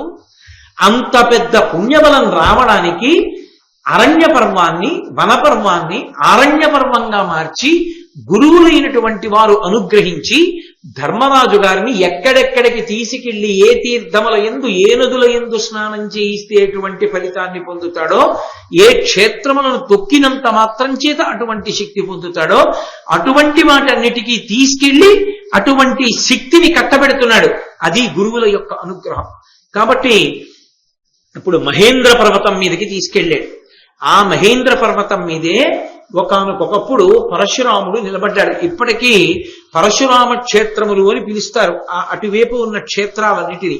ఆయన భూమిని అంతటినీ కూడా దానం చేసేసాడు. కశ్యప ప్రజాపతికి ఒకానొకప్పుడు దానం చేసేసి ఈ భూమి నీది అన్నాడు. అందుకే భూమికి కాశ్యపి అని పేరు. ఆయన అన్నాడు కశ్యప ప్రజాపతి, భూమిని అంతటినీ నాకు దానం చేసేసావు కదా, దానం చేసేసిన తర్వాత ఇప్పుడు నీకు మళ్ళీ కొత్తగా భూమి ఎక్కడిది నిలబడడానికి భూమి లేదు, కాబట్టి నువ్వు ఎక్కడికి వెళ్ళిపోతావో వెళ్ళిపోయి, భూమి నాది, నాకు దానం చేశాక ఇక నీదిగా నువ్వు వాడుకోకూడదు. అది ధర్మశాస్త్రం. ఒక వస్తువు మనం ఇదం నమమా అని దానం చేసేసాం అనుకోండి, చతుర్థి విభక్తి వేసి, మళ్ళీ ఓసారి నేను వాడుకుంటానండి అని తీసుకోకూడదు. దానం చేసేస్తే అవతల వాళ్ళది అయిపోయింది. భూమినంతటినీ కశ్యప ప్రజాపతికి ఇచ్చేస్తే ఇక పరశురాముడి నించోడానికి భూమి లేదు, నువ్వు దీని మీద ఉండకూడదు, కాబట్టి నువ్వు తొలగిపో అన్నాడు కశ్యపుడు. తను నిలబడడానికి భూమి లేదని మహేంద్ర పర్వతం మీద నిలబడి అడిచాడు పరశురాముడు. సముద్రం అడుగున కొంత భూమి ఉంది, ఓ సముద్రమా నాకు కొంత భూమిని విడిచిపెట్టి వెనక్కేళ్ళు అన్నాడు. అంటే సముద్రం అంది, నువ్వంటే నాకు భయం, ఒక్క క్షత్రియుడు తప్పు చేస్తే 21 మాటలు భూమి అంతటినీ తిరిగి చంపావు క్షత్రియుల్ని, నీకెంత భూమి కావాలో నువ్వే నిర్ణయించుకో, నేను ఎక్కువ విడితే అంతెందుకని ఎవరనొచ్చు, తక్కువ ఇస్తే తక్కువ ఎందుకు ఇచ్చావనొచ్చు, నీకెంత కావాలో చెప్పండి. అయితే నా పరశువు విసురుతాను గండ్రగొడ్డలి, అది ఎక్కడ పడుతుందో అక్కడ వరకు నువ్వు వెనక్కి వెళ్ళాలి అంటే ఆ పరశువుని గిరగిర తిప్పి విసిరాడు. విసిరినప్పుడు అది ఎక్కడికి వెళ్ళి పడిందో సముద్రం అంత మేర వెనక్కి వెళ్ళిపోయింది. వెనక్కి వెళ్ళిపోతే వచ్చినటువంటి ప్రదేశంలో ఏర్పడిన క్షేత్రాలన్నిటికీ పరశురామ క్షేత్రాలని పేరు. అందుకే పరశురాముడు అక్కడ పూజల కొరకు ప్రత్యేకంగా బ్రాహ్మణుల్ని తీసుకెళ్లి అక్కడ బ్రాహ్మణ్యాన్ని నిలబెట్టాడు. ఉడిపి మొదలైన ప్రాంతాలన్నీ ఆ పరశురామ క్షేత్రాల్లోకే వస్తాయి. అది పరశురాముని యొక్క అనుగ్రహం చేత వచ్చిన భూమి, అందుకని అక్కడ ఉంటాడు ఆయన చిరంజీవి, అందుకని అక్కడ ఉంటాడు. ఉండి ప్రతి చతుర్దశి తిథి నాడు మహేంద్రగిరి పర్వతం మీదకు ఒకసారి వస్తాడు. ఎందుకు వస్తాడంటే ఆయన శిష్య పరంపర ఉంది. ఆ శిష్యులందరూ ఆయన్ని చూసి నమస్కారం చేసి పూజ చేస్తారు, అందుకొస్తాడు. అందులో అకృతవ్రణుడు అని ఒక శిష్యుడు, అకృతవ్రణుడు, ఆయన పేరంత చిత్రమైనటువంటి పేరు, చెయ్యనిటువంటి వ్రణము కలిగినటువంటి వాడు. అకృతవ్రణుడు అనబడేటటువంటి ఆయన ఆ మహేంద్రగిరి మీద కూర్చుని పరశురామ ఆరాధన చేస్తున్నాడు. ధర్మరాజు గారు వెళ్ళారు అక్కడికి. ఇక్కడేనయా పరశురాముడు వస్తాడని మహానుభావుడైనటువంటి రోమశ మహర్షి చెప్పారు. ఆ అకృతవ్రణుడు అనబడేటటువంటి పరశురాముడి శిష్యుణ్ణి ధర్మరాజు గారు అడిగారు, ఎప్పుడు వస్తాడు పరశురాముడు ఇక్కడికి అని అడిగారు. చతుర్దశి తిథి నాడు వస్తాడు అన్నాడు. చతుర్దశి తిథి వరకు మేము ఇక్కడ ఉంటే మాకు పరశురామ దర్శనం అవుతుందా అని అడిగాడు. మీరు ఉండండి, మీరు ధర్మాత్ములు కనుక పరశురాముడు దర్శనం ఇస్తాడు మీకు, ఆయన మహానుభావుడు కాబట్టి ఉండండి అన్నారు. చతుర్దశి పర్యంతం మహేంద్రగిరి మీద ఉండిపోయాడు ధర్మరాజు. తమ్ముళ్లతోటి తన భార్య అయినటువంటి ద్రౌపదీదేవితోటి కలిసి ఉండిపోయాడు. ఆ ఉండిపోయినప్పుడు అడిగాడు అకృతవ్రణుణ్ణి, అసలు ఈ పరశురాముడికి ఇంత గొప్పతనమే, ఇందులో కొన్ని మహాభారతం ఆరణ్య పర్వంలోవి కావు, ఇప్పుడు నేను చెప్పినటువంటి గండ్రగొడ్డల విసరణ నేను ఇతర విధమైనటువంటి పురాణాల్లో ఉన్నటువంటి విశేషాలని కొన్నింటిని కలుపుతున్నాను. ఎందుకుంటాడు మహేంద్రగిరి మీద అన్నది సుస్పష్టం అవడం కోసమని. కాబట్టి చతుర్దశి తిథి నాడు వస్తాడు మాకు దర్శనం ఇవ్వడానికి, మీరు కూడా పొందొచ్చు. అంటే పరశురామునికి ఇంత గొప్పతనం ఎక్కడి నుంచి వచ్చింది? ఇంత తేజోవంతుడు ఎలా కాగలిగాడు? ఆయన చూస్తే బ్రాహ్మణుడు పరశురాముడు, పుట్టినది జమదగ్ని మహర్షికి పుట్టాడు. జమదగ్ని మహర్షికి పుట్టినటువంటి పరశురాముడు బ్రాహ్మణుడు, పరమసాత్వికుడై ఉండాలి. ఎంతో కొన్ని కోట్ల మంది బ్రాహ్మణుల చేత ఆరాధింపబడుతుంటాడు. అటువంటి వాడు అంత పౌరుషాన్ని పొంది గండ్రగొడ్డలి చేత్తో పట్టుకుని క్షత్రియుళ్ళ 21 మార్లు భూమి అంతా తిరిగి క్షత్రియులంద వాళ్ళందరినీ చంపేశాడు. దానితో సమంతక పంచకాలని ఏకంగా నెత్తుటి రథాలు 5 తయారు చేసి పితృదేవతలకి తర్పణలు ఇచ్చాడు. ఇది క్షాత్ర లక్షణం, క్షత్రియులు చేస్తారు. ఆయన బ్రాహ్మణుడు, బ్రాహ్మణుడికి ఇంత క్షాత్రం ఏమిటి, ఇంత శక్తి ఏమిటి, ఇంతమందిని చంపడం ఏమిటి? బ్రాహ్మణుడి మనసు అలా ఉండకూడదే, అంత కరుకుగా ఉండకూడదే? ఎలా చెయ్యగలిగాడు? ఎందుకు పరశురాముడు ఇలా ఇంత తేజస్సు పొందాడు? నువ్వు ఆయన శిష్యుడివి కదా, నాకు చెప్పవలసింది అని అడిగాడు. అడిగితే ఆయన చెప్పడం ప్రారంభం చేశాడు.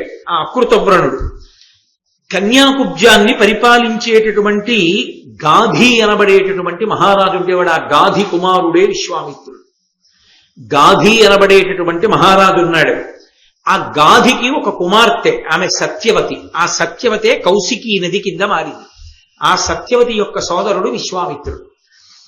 సరే, అది అలా ఉంచి వింటుండండి జాగ్రత్తగా, కొంచెం పేర్లు జాగ్రత్తగా వింటేనే మీకు జ్ఞాపకంలో ఉంటాయి. కాబట్టి కన్యాకుబ్జాన్ని పరిపాలించినటువంటి గాధి అనబడేటటువంటి మహారాజు యొక్క కుమార్తె సత్యవతి.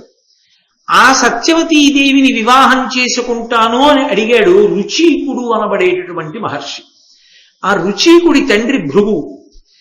ఈ రుచీకుడు వెళ్ళి అడిగాడు గాధిని, నీ కుమార్తె సత్యవతిని నాకు ఇచ్చి వివాహం చెయ్యవలసింది అన్నాడు. ఆయన అన్నాడు, తప్పకుండా ఇచ్చి వివాహం చేస్తాను, కానీ మాకు పరంపరాగతంగా ఒక అలవాటు ఉంది. మా ఇంట్లో ఆడపిల్లని పెళ్లి చేసుకోవాలి అంటే శుల్కం కట్టాలి, కొంత ఇవ్వాలి. అవి ఏవి ఇవ్వాలో తెలుసా? అవి ఇస్తే నీకు ఇచ్చి పెళ్లి చేస్తాను. ఎందుకని? ఆమె క్షత్రియ కాంత, అడుగుతున్నవాడు బ్రాహ్మణుడు. ఈయనకిచ్చి పెళ్లి చేస్తే ఈయన ఎక్కడో అరణ్యాల్లోనూ ఆశ్రమాల్లోనూ తిప్పుతాడు, ఎందుకు వచ్చిన గొడవ అని ఆయన తేలేనిది అడుగుదామని ఆయన అన్నాడు. ఒక్క కర్ణంబు నీలోత్పల శ్యామమై తనువెల్ల శశిహంస ధవళమైన ఎట్టి గుర్రములు వేయి కన్య కుంకువిట్లో ఓపుదేని మునీంద్ర దీని నమరంగా పెండిలియగు ఇది మా కుల ధర్మంబు నావుడు ధరుని పెండియగు వేట్క భార్గవుడప్పుడు వరుణేంద్రపాలికి జని వాని బడసి తెచ్చే అవనినాథ గంగయందు కన్యాకుబ్జపురవంబునందు పుట్టెనట్టి హయ సహస్రమమలమై నాట గోలెడు అశ్వతీర్థమనగ నయ్యనదియు. నీకు సత్యవతిని పెళ్లి చేసుకోవాలని ఉంటే ఓ రుచీకుడా కన్యాశుల్కాన్ని కట్టాలి. ఇది మా వంశాచారం. ఏమిటి కట్టాలో తెలుసా? ఒళ్ళంతా చంద్రబింబం ఎలా ఉంటుందో, హంస ఎలా ఉంటుందో అటువంటి తెల్లటి కాంతితో ఉండి, ఒక్క చెవి మాత్రం నల్ల కలువ ఎలా ఉంటుందో, నల్లగా కాదు నల్ల కలువ ఎలా ఉంటుందో అటువంటి రంగుతో ఒక్క చెవే ఉండాలి. ఒక చెవి నల్ల కలువలాగా, మిగిలిన ఒళ్ళు చంద్రుడిలాగా హంసలాగా ఉన్నటువంటి గుర్రాల్ని 1000 గుర్రాల్ని తీసుకొచ్చి నాకు ఇస్తే మా అమ్మాయినిచ్చి పెళ్లి చేస్తాను. బ్రాహ్మణుడు ఎక్కడి నుంచి తెస్తాడు 1000 గుర్రాలు ఇలాంటివి? ఆయన తిన్నగా వరుణుడి దగ్గరికి వెళ్ళాడు. ఆయనకున్న మంత్రశక్తి చేత వెళ్ళి, వరుణుడా పెళ్లి చేసుకోవాలనుకుంటున్నాను, పెళ్లి చేసుకోవడానికి డబ్బు అడిగితే కూడా తప్పకుండా ఇవ్వాలి. ఎందుకో తెలుసా? అది కూడా స్నాతక వ్రతం అని పేరు. స్నాతక వ్రతం అనేక విధాలుగా ఉంటుంది. అయ్యా నాకు పెళ్లి చేసుకోవడానికి డబ్బులు లేవండి, పెళ్లి చేసుకుందాం అనుకుంటున్నాను, మీరు నాకు కొంచెం ధన సహాయం చేయవలసింది అని మగపిల్లవాడు అడిగాడు అనుకోండి, లేదు అని అనకూడదు గృహస్థు, తప్పకుండా సాయం చేయాలి. అది పరమధర్మాల్లో ఒకటి. కాబట్టి స్నాతకుడు వచ్చి అడిగినట్లు, అలా అడిగితే డబ్బు ఇచ్చారనుకోండి, ఆ పుణ్యం మామూలుగా ఎవరో పెళ్లి చేసుకుంటుంటే పేదవాళ్ళని మీరు పట్టుకెళ్ళి ఇచ్చిన పుణ్యంతో సరిపోదు. వాళ్లే వచ్చి అడిగి డబ్బు మీ దగ్గర పట్టుకెళ్లారనుకోండి, అది విశేష పుణ్యం.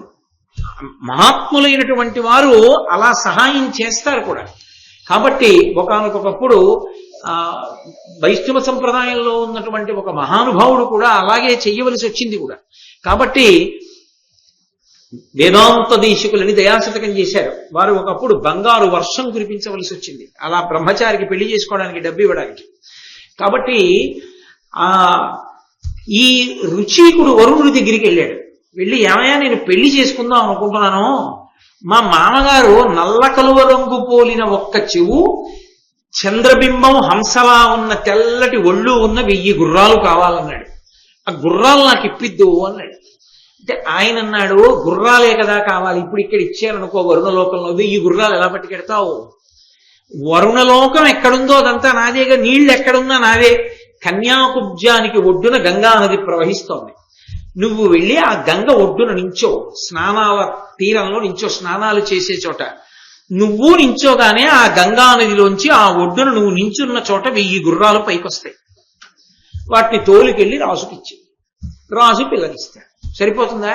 ఇప్పుడు వరుణలోకంలో ఇస్తే పశ్చిమ దిక్కు నుంచి ఎక్కడికి తీసుకెళ్తావు వీటిని అన్నాడు. అంటే ట్రాన్స్పోర్ట్ కూడా తానే అరేంజ్ చేశాడు అని అనవలసి. అంటే చాలా సంతోషించి రుచీకుడు తిరిగి వచ్చి గంగ ఒడ్డున నించున్నాడు. కన్యాకుబ్జం అనే నగరం ఉన్నటువంటి చోట ప్రవహిస్తున్నటువంటి గంగా స్నానఘాట్ అనుకోండి, అక్కడ నించున్నాడు. అందులోంచి వరుసగా 1000 గుర్రాలు పైకెక్కి, ఇప్పుడు ఈ 1000 గుర్రాలని పట్టుకెళ్ళి గాధి మహారాజుకి ఇచ్చాడు. ఎక్కడ 1000 గుర్రాలు అటువంటివి పైకెక్కాయో దాన్నే అశ్వతీర్థము అని పిలిచారు గంగానదిలో. అది కన్యాకుబ్జంలో అశ్వతీర్థం అన్న పేరుతో గంగలో ఇప్పటికీ అటువంటి రేవు ఉన్నది అని రోమశ మహర్షి చెప్పి అకృతవ్రణుడు పరశురాముడి చరిత్ర కథ చెప్తున్నాడు. కాబట్టి అలా రుచీకుడు సత్యవతిని వివాహం చేసుకున్నాడు. చేసుకుని ఆమెని తీసుకుని ఇంటికి వచ్చాడు.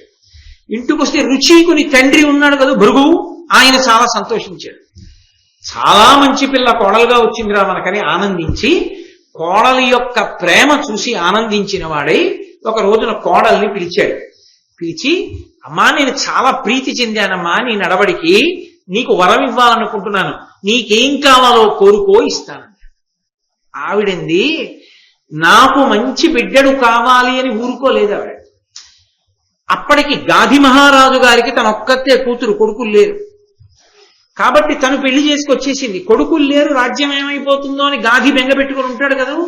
అందుకని ఆవిడంది, అలాగో మామగారు వరమడగమన్నారు కదా అని నాకొక మంచి కొడుకు, మా అమ్మకొక మంచి కొడుకు పుట్టేటట్టు అనుగ్రహించండి. ఆయన నవ్వి అన్నాడు, అలాగేలే తప్పకుండా పుడతారు. ఓ సత్యవతి, నువ్వు ఋతుస్నాతమైనప్పుడు మేడి వృక్షాన్ని కౌగిలించుకో. మీ అమ్మ ఋతుస్నాత అయినప్పుడు ఆమె అశ్వత్థ వృక్షాన్ని కౌగిలించుకోవాలి. మీరిద్దరూ అలా కౌగిలించుకుంటే గర్భదోషాలు తొలగిపోయి మీ ఇద్దరికీ కూడా మంచి కుమారుడు కలుగుతారు, వరం ఇస్తున్నానన్నాడు. ఆమె వెళ్ళి సంతోషంగా తల్లికి చెప్పింది. ఇద్దరూ ఋతుస్నానం అయిన తర్వాత ఆ చెట్లని కౌగిలించుకునేటప్పుడు ఎవరిని ఏది కౌగిలించుకోమని మామగారు చెప్పాడో అక్కడ చిన్న పొరపాటు పడింది. కోడలు పడి ఈవిడ వెళ్ళి తల్లి కౌగిలించుకోవలసిన అశ్వత్థ వృక్షాన్ని కౌగిలించుకుంది.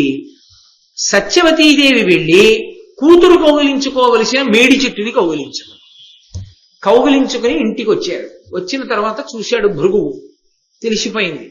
తను ఒకలా సంకల్పం చేశాడు, వాళ్ళు ఒకలా చేశారు. అందుకని కోడల్ని పిలిచన్నాడు, పుత్రుడు నీకు బ్రహ్మకుల పూజ్యుడు పుట్టియు వాడు దారుణ క్షత్ర చరిత్రుడై పరగు గర్వమునన్ మరి నీ సవిత్రికిన్ క్షత్రియుడుద్భవిల్లియు అగక్షయ కారణుడు మహాతపపత్రుడు నైధృతింపడయు బ్రాహ్మణ భావము భురితేజమును. నువ్వు నేను ఏ చెట్టుని కౌగిలించుకోమన్నానో అది వదిలేసి వెళ్ళి అశ్వత్థ వృక్షాన్ని కౌగిలించుకున్నావు. అందుకే నువ్వు బ్రాహ్మణ వంశాన్ని మెట్టావు, బ్రాహ్మణ కాంతం. ఇప్పుడు కానీ నీ కడుపున విపరీతమైనటువంటి క్షత్రియ తేజం ఉన్నవాడు పుడతాడు. వాడు పుట్టింది బ్రాహ్మణుడిగా, కానీ అపారమైనటువంటి క్షత్రియ తేజంతో రాజులందరినీ సంహరిస్తాడు. అంత గొప్పవాడు నీ కడుపున పుడతాడు. వాడు పుట్టుక చేత బ్రాహ్మణుడు, వాడి ప్రవర్తన చేత క్షత్రియుడు. అటువంటి వాడు పుడతాడు. నీ అమ్మగారి కడుపున ఆవిడ క్షత్రియ కాంత, ఎందుకని గాధికి భార్య కాబట్టి. కానీ పుట్టినటువంటి వాడు క్షత్రియుడుగా ఉండాలి. కానీ క్షత్రియుడుగా పుట్టి అపారమైనటువంటి తపస్సు చేసి బ్రాహ్మణుల చేత కూడా నమస్కరింపబడేటటువంటి అద్భుతమైనటువంటి బ్రహ్మర్షిగా కాగలిగినటువంటి బ్రహ్మతేజోమూర్తి అక్కడ జన్మిస్తాడన్నాడు. అటు దిచయింది, అపసవ్యమైంది. ఇటు పుట్టవలసిన వాడు అటు పుడుతున్నాడు, అటు పుట్టవలసిన వాడు ఇటు పుడుతున్నాడు. హడిలిపోయింది సత్యవతి. అమ్మనాయనోయ్, బ్రాహ్మణుడిగా పుట్టి క్షత్రియుల్లా ప్రవర్తించేవాడు నాకొద్దు, ఒక చిన్న ఉపకారం చేయండి.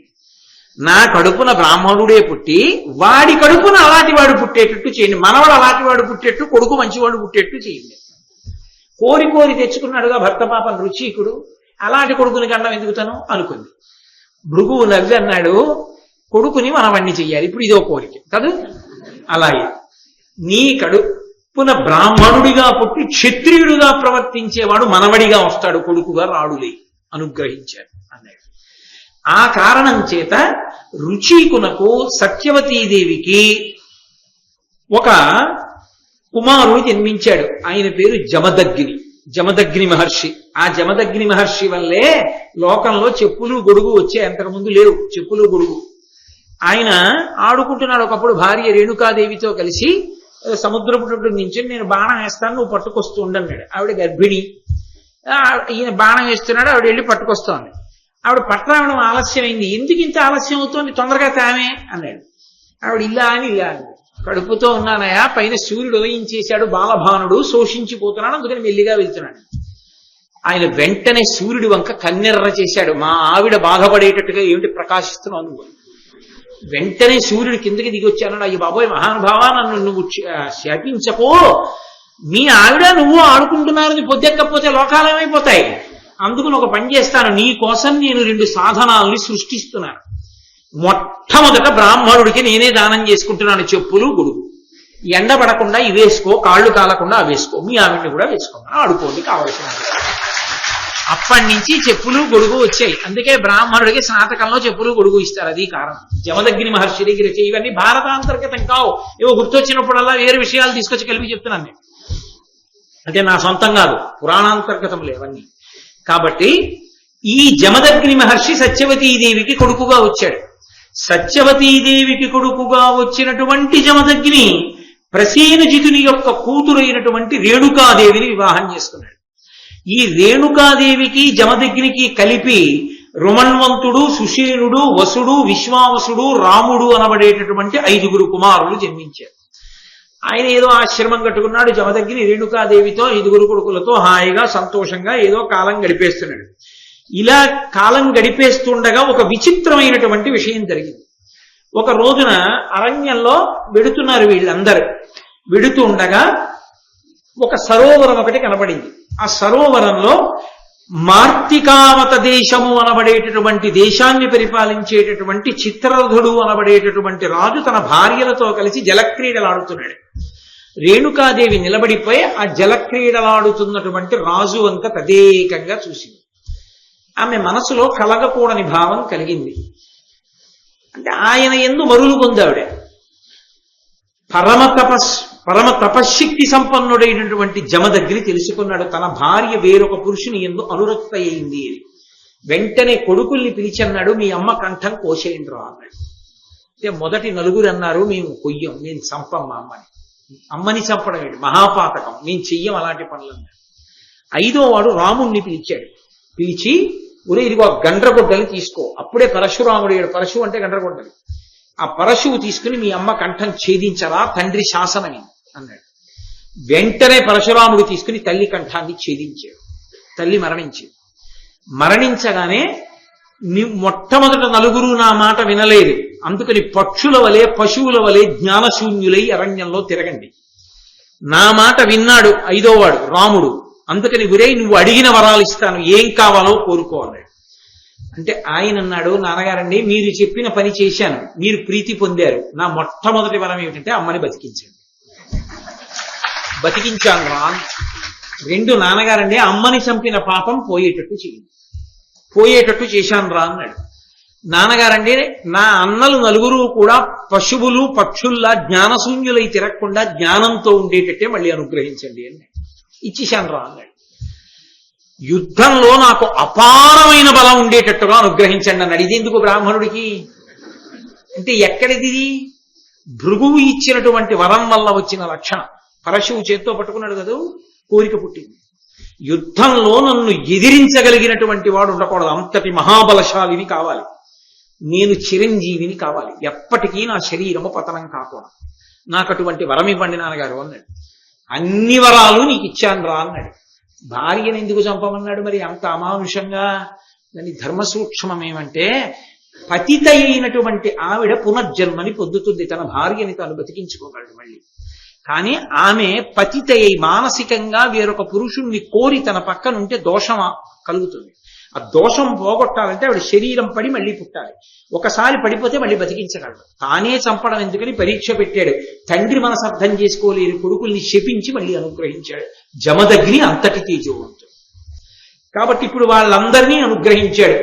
అనుగ్రహించిన తరువాత ఒకానొకప్పుడు పరశురాముడు అరణ్యంలోకి వెళ్ళి ఏవో దర్భలు, పళ్ళు, కాయలు తీసుకురావడానికి వెళ్ళాడు. వెళ్ళినప్పుడు హైహయ వంశానికి చెందినటువంటి కార్తవీర్యార్జునుడు అంటారు. 1000 చేతులతో ఉంటాడు ఆయన. రావణాసురుడంతటి వాణ్ణి ఓడించి తీసుకెళ్లి కారాగారంలో పెట్టాడు. ఆ నదికి పై భాగంలో రావణాసురుడు శివలింగాన్ని పూజ చేస్తున్నాడు. నదికి కింద భాగంలో 1000 చేతులతో తన భార్యలతో క్రీడిస్తున్నాడు కార్తవీర్యార్జునుడు. ఆయన భార్యలు అన్నారు, ఎందుకో ప్రవాహాన్ని ఆపగలవా అన్నారు. ఎందుకు ఆపలేనని 1000 చేతులు ఆనకట్టలా అడ్డుపెట్టాడు. వస్తున్న ప్రవాహం ఆగిపోయి అలా పెరిగి పెరిగి పెరిగి పెరిగి రావణాసురుడు పూజ చేస్తున్న శివలింగాన్ని కొట్టేసింది, సైకత లింగాన్ని. కోపం వచ్చి యుద్ధానికి వచ్చాడు. ఎవడురా 10 తలల పురుగా అని ఇలా వేలుతో 2 వేళ్లతో పట్టుకెళ్లి కారాగారంలో పారేశాడు. చతుర్ముఖ బ్రహ్మగారు, పులశ్చ బ్రహ్మగారు వెళ్లి ప్రార్థన చేస్తే విడిచిపెట్టాడు. అంతటి మహాబలవంతుడు కార్తవీర్యార్జునుడు అంటే. రావణుణ్ణి పురుగులో పట్టుకుపోయినవాడు. అంతటి వాడు దత్తాత్రేయ స్వామి వారికి శిష్యుడు. అటువంటి కార్తవీర్యార్జునుడు ఒకానొకనాడు వేటకొచ్చాడు ఆ ప్రాంతానికి. దాహం వేసింది. జమదగ్ని మహర్షి ఆశ్రమంలోకి వచ్చాడు. జమదగ్ని మహర్షి కూర్చోపెట్టి అతిథి పూజ చేసి మంచినీళ్ళిచ్చి ఎంతో మర్యాదగా మాట్లాడాడు. కండకావరం ఎప్పుడో అప్పుడు శరీరం పడిపోవడానికి ఏదో వెర్రి బుద్ధి పుడుతుంది. కాబట్టి ఆయన వెళ్ళిపోతూ ఆ చెట్లన్నీ పీకించాడు. బ్రాహ్మణులందరినీ అవమానించాడు. అమానుషంగా మాట్లాడాడు. అక్కడ ఉన్న హోమ ధేనుగుని దాని యొక్క పిల్లని ఎత్తుకుపోతే జమదగ్ని కూర్చున్నాడు. ఆయన ఏమనలేదు. ఆయనకున్న తపశక్తితో చంపలేడేమిటి, ఆయన కూర్చున్నాడు. పరశురాముడు తిరిగి వచ్చాడు. ఏం నాన్నగారు ఆశ్రమం అంతా ఇలా ఉంది అన్నాడు. ఊరేయ్, క్షత్రియుడు కార్తవీర్యార్జునుడు వచ్చాడరా, వచ్చి మంచినీళ్ళు అడిగాడు, ఇచ్చాను, అతిథి పూజ చేశాను, చాలా మర్యాదగా మాట్లాడాను, పెడుతూ చెట్లన్నీ పీకేశాడురా, బ్రాహ్మణులందరినీ అవమానించాడు, హోమధేనువుని పట్టుకుపోయాడు దూడతో కూడా, సామర్థ్యం ఉంది కదా, క్షత్రియుడు కదా, అలా చేశాడన్నాడు. వెంటనే పరశురాముడు మా నాన్నగారికి ఇంత అవమానం చేస్తాడా అని ఆ కార్తవీర్యార్జునుణ్ణి వెతికి పట్టుకుని వెంట తరిమి తన యొక్క పరశువుతో 1000 చేతులు నరికి చంపేశాడు. ఆ కార్తవీర్యార్జునుడు పరశురాముడి చేతిలో నిహతుడయ్యాడు. నిహతుడైన తర్వాత వెనక్కి తిరిగి వచ్చాడు. వచ్చి నాన్నగారు మిమ్మల్ని అవమానించినటువంటి కార్తవీర్యార్జునుడి 1000 చేతులు నరికి చంపేశారు నాన్నగారు. అంతటి మహాబలశాలి. బ్రాహ్మణుడిగా పుట్టి క్షత్రియుడిలా బతుకుతుంటాడు. క్షత్రియుడిగా పుట్టి విశ్వామిత్రుడు బ్రహ్మర్షి అయ్యాడు. అక్కడ ఇటు పుట్టవలసిన వాడు అటు పుట్టాడు, అటు పుట్టవలసిన వాడు ఇటు పుట్టాడు. కాబట్టి ఏమైతేనే గాధికి అల్లుడు ఈయన అయ్యాడు, అల్లుడి వైపు నుంచి ఈయన వచ్చాడు, కొడుకుగా ఆయన వచ్చాడు, గాధి తరించాడు. దానివల్ల ఒకానొకప్పుడు ఈ కార్తవీర్యార్జునుడు చనిపోయాడు. జమదగ్ని కూర్చుని ఉన్నారు. మళ్ళీ ఏదో కొంతకాలం అయిపోయిన తర్వాత హైహయులని ఆ కార్తవీర్యార్జునుడి వంశం వాళ్ళు, ఇదిగోరా ఈ జమదగ్ని కుమారుడేడా మన తండ్రిని కార్తవీర్యార్జునుడిని చంపేశాడని పరశురాముడు ఆశ్రమంలో లేని సమయం చూసి ఆశ్రమానికి వచ్చి వాళ్ళ తండ్రిని ఏ తప్పు చెయ్యనటువంటి వాడిని నిష్కారణంగా నరికి చంపేశాడు. మునులం తిట్టుచు పుష్పవృక్షతతులం ఉన్మూలించుచున్ క్రూరులై అనవజ్జున్ జమదగ్ని పట్టి బలిమిన్ హారామయంచును ఆక్రోశము చెయ్యుచుండగ మునుల్ శోకింప ధర్మాత్మం ఆ మునిముఖ్యున్ వధించి రాగ్రహ మహామోహాంధులై హైహయుల్. మహాతేజశాలి అయినటువంటి వాడు, గొప్ప తపశ్శక్తి ఉన్నటువంటి మహర్షిని తన కొడుకైనటువంటి పరశురాముణ్ణి పిలుస్తూ హారామా హారామా అని అరుస్తున్నా కూడా ఆ పక్కన ఉన్నటువంటి బ్రాహ్మణులందరినీ కూడా శిక్షించి చెట్లు పీకేసి ఆ జమదగ్ని మహర్షి యొక్క కంఠాన్ని దునుమాడి ఆయన్ని సంహరించి హైహైలు వెళ్ళిపోయారు. వెళ్ళిపోయిన తర్వాత ఈ కేకలు విన్నాడు. విని అరణ్యంలో ఉన్నటువంటి పరశురాముడు పరుగు పరుగుని తిరిగి వచ్చాడు. తండ్రి శరీరం మీద పడి ఏడుస్తోంది. అమ్మా ఏమైందమ్మా అని అడిగాడు. నాయనా నిన్నే పిలుస్తున్నాడు రా నీ తండ్రి, హా రామా హా రామా అని అరుస్తున్నాడు. అయినా కూడా వినకుండా ఏ దోషం చెయ్యనటువంటి మీ తండ్రిని ఆ క్షత్రియాధములు ఇలా సంహరించి వెళ్ళిపోయారు రా అని వెంటనే ప్రతిజ్ఞ చేశాడు. అమ్మా నేను ఉపేక్షించనమ్మా, నిష్కారణంగా ఎవరి జోలికి వెళ్లకుండా తన తపస్సు తాను చేసుకుంటూ పరమసాత్విక జీవనం గడుపుతున్నటువంటి నా తండ్రి అయిన జమదగ్ని క్షత్రియులు వచ్చి సంహరించారు కనుక ఈ భూమి మీద క్షత్రియులన్నవారు లేకుండా నాకెవరు ఎదురు తిరుగుతారో వాళ్ళందరినీ సంహరిస్తాను అని 21 పర్యాయములు భూమండలమంతా పర్యటించి అడ్డొచ్చి తనతో యుద్ధం చేసిన క్షత్రియులందరినీ సంహరించి దానితో 5 పెద్ద మడుగులు ఏర్పరిచాడు ఆ నెత్తుడితో. ఆ నెత్తుటితో పితృదేవతలకి తర్పణలిచ్చాడు. తదనంతరము పితృదేవతలు ప్రత్యక్షమై ఏం కావాలని అడిగితే, మీరు ప్రీతి పొందారు, నేను చేసిన పాపం పోవాలి, ఇదిగో ఈ హ్రదములన్నీ కూడా ఈ 5 మడుగులు పరిపూర్ణమైన పవిత్ర జలములతో నిండిపోవాలి, ఎవరు వచ్చి స్నానం చేస్తే వాళ్ళు అనుగ్రహం పొందాలన్నాడు. అవే శమంతక పంచకాలు అయ్యాయి. కాబట్టి ఆ పరశురాముడు అలా చేసి చిట్ట చివర ఈ పెద్ద యజ్ఞం చేసి ఆ యజ్ఞంలో ఈ భూమిని అంతటినీ కూడా దానం చేసేశాడు కశ్యప ప్రజాపతి. అందుకని కాశ్యపి అని పేరు పొందింది భూమి. అప్పుడు తనకి భూమి లేకపోతే ఈ మహేంద్రగిరి పర్వతం మీద నిలబడ్డాడు. నిలబడి సముద్రుడిని అడిగాడు, ఇదిగో ప్రతి చతుర్దశి తిథి నాడు వస్తాడు పరశువు పట్టుకుని, మహా తేజస్సాలయ్య, ఆయన చిరంజీవి అని చెప్పాడు ఆ అకృతవ్రణుడు. అప్పుడు ధర్మరాజు గారు చతుర్దశి తిథి వరకు కూర్చుని చతుర్దశి తిథి నాడు వచ్చినటువంటి పరశురాముని యొక్క దర్శనం చేసుకుని ఆయన్ని పూజించి ఆయన యొక్క అనుగ్రహాన్ని ఆశీర్వచనాన్ని పొందారు. పరశురాముడంతటి మహాపురుషుని యొక్క అనుగ్రహాన్ని పొందాడు కాబట్టి ధర్మరాజు గారు మరింత శక్తిని పొందారు. నన్నయ్య గారు కదూ భారతాన్ని ఆంధ్రీకరిస్తున్నది. దక్షిణ దిశగా వస్తున్నాడు ధర్మరాజు గారు. రాజమహేంద్రవరం దగ్గరికి వచ్చి గోదావరి నది స్నానం చేశాడు. తాను ఉన్నది ఆ గోదావరి ఒడ్డుని, అక్కడే మహాభారతాన్ని ఆంధ్రీకరించాడు. అందుకే ఆ సంతోషంతో పడ్డ పద్యం నన్నయ్య గారికి, గోదేవ క్షితిదేవ భక్తిపరుడై గోదావరి స్నాతుడై గోదానంబులు హేమదానములు పెక్కుల్ రత్నదానంబులన్ భూదేవోత్తమ పూజ చేయుచు జగత్పూజ్యుండు ధర్మాత్మజుండాదిత్యాభూడనేక భూడు అనేక తీర్థ శత సేవాసక్త పుణ్యాత్ముడై. ఆ ధర్మరాజు గారు గోదేవ క్షితిదేవ భక్తిపరుడై గోదావరి స్నాతుడై ఈ దేవతల యందు భూదేవులంటే బ్రాహ్మణుల యందు విశేషమైనటువంటి భక్తి కలిగినటువంటి వాడై గోదావరి నదిలో స్నానం చేసి ఎన్నో గోవులను దానం చేసినటువంటి వాడై, బంగారాన్ని దానం చేసినటువంటి వాడై, రత్నములను దానం చేసినటువంటి వాడై, బ్రాహ్మణుల్ని పూజించినటువంటి వాడై, జగత్పూజ్యుండు ధర్మాత్మజుండు.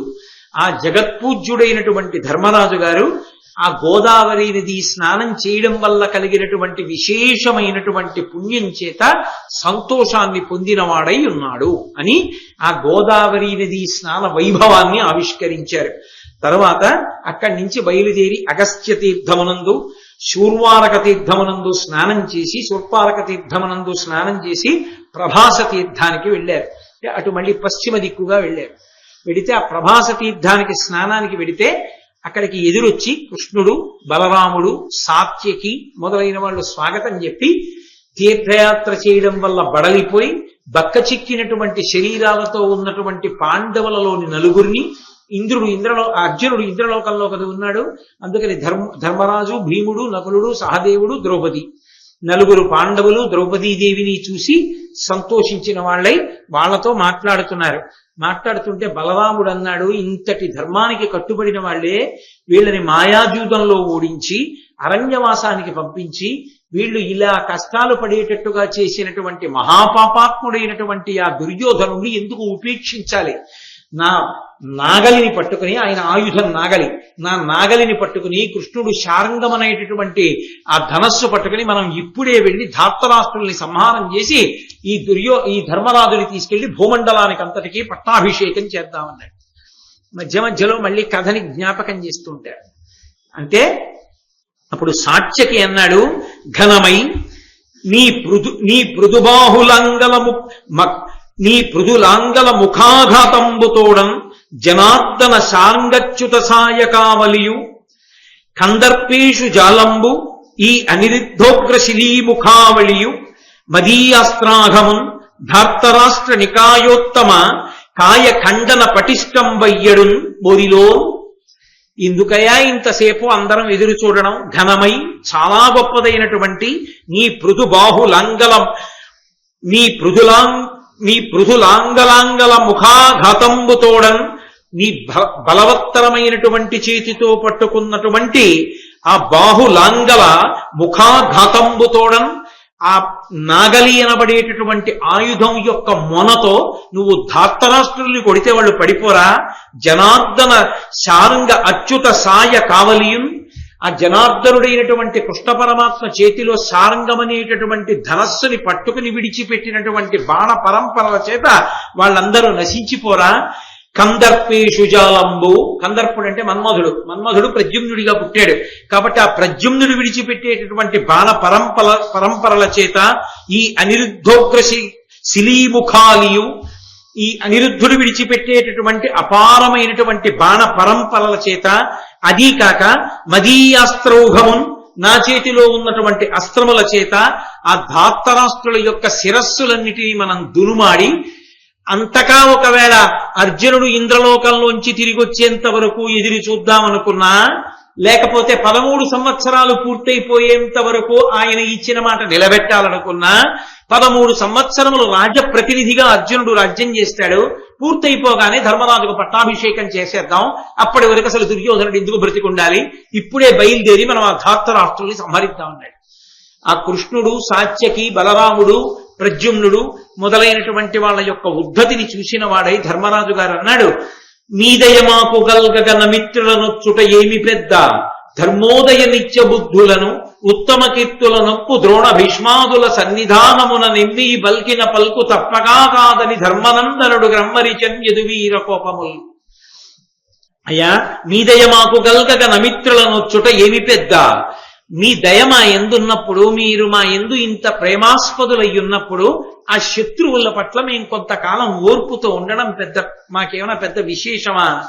ధర్మోదయ నిత్య బుద్ధులను ఉత్తమ కీర్తులనొప్పు ద్రోణ భీష్మాదుల సన్నిధానమున నెమ్మెయి పల్కిన పల్కు తప్పగా కాదని, మహాత్ములైనటువంటి ధర్మమునందు నిరంతరము ఉండేటటువంటి భీష్మ ద్రోణాది పెద్దల ముందు నేను ప్రతిజ్ఞ చేశాను, ఈ జూదంలో ఓడిపోతే 12 ఏళ్ల అరణ్యవాసం, 1 సంవత్సరం అజ్ఞాతవాసం చేస్తానని.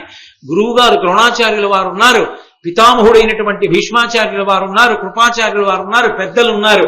వాళ్ళ ముందు నేను చేసిన ప్రతిజ్ఞ వమ్మైపోయి మనమే తొందరపడిపోయి వెళ్ళిపోయి ధార్తరాష్ట్రుల్ని చంపేసి రాజప్రతినిధిగానో రాజుగానో మనమే ఆ రాజ్యం చేసేస్తే వీడు మాట తప్పిన వాడు రా అని రేపు పొద్దున్న తాతగారు గురువుగారు అంటే నాకు చిన్నతనం కాదా?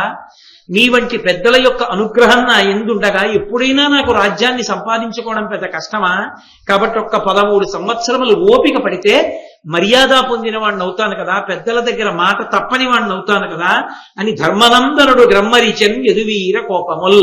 ధర్మనందనుడైనటువంటి ధర్మరాజు గారు పలికినటువంటి మాటలలో ఉన్న విశిష్టమైనటువంటి తాత్పర్యాన్ని గుర్తించినటువంటి వాళ్ళై ఆయన మాట్లాడిన మాటలలో ఒక అర్థం పరమార్థం ఉన్నాయని వెంటనే కృష్ణుడు, బలరాముడు మొదలైనటువంటి వాళ్ళందరూ శాంతించి నువ్వు కోరుకున్నట్టే 13 సంవత్సరముల తరువాత రాజ్యాన్ని చేద్దువుగానివని ఆ ధర్మరాజుని మిగిలినటువంటి వాళ్ళని ఓదార్చి అక్కడి నుంచి బయలుదేరి వాళ్ళకి స్వాంతన కలిగిన తరువాత వీళ్ళు బయలుదేరి మళ్ళీ వీళ్ళ రాజ్యానికి వీళ్ళు వెళ్ళిపోయారంటే ద్వారకా నగరానికి వెళ్ళిపోయారు.